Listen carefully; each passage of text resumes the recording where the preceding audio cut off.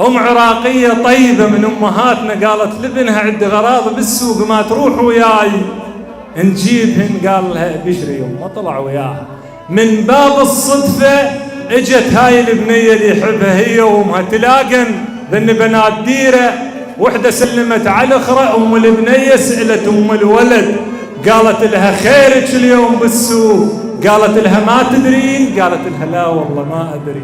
قالها مو الأسبوع الجاي زوج وليدي. هاي بتها سمعت صارت حمراء وانقهرت راحت لغاد وقفت ما تريد تسمع بعد باقي الحديث. المهم راحت هي وبتها. هذا جر امه قالها يمه شلون ايش تحكين ما شفتيها خطيه صارت حمراء وانقهرت؟ اسمع امه ايش قالت له. قالت له خلي ينقهر ويضوج والنوب قهره يصير احلى من تصير وجناته حمراء. الله عليك الله يعزك.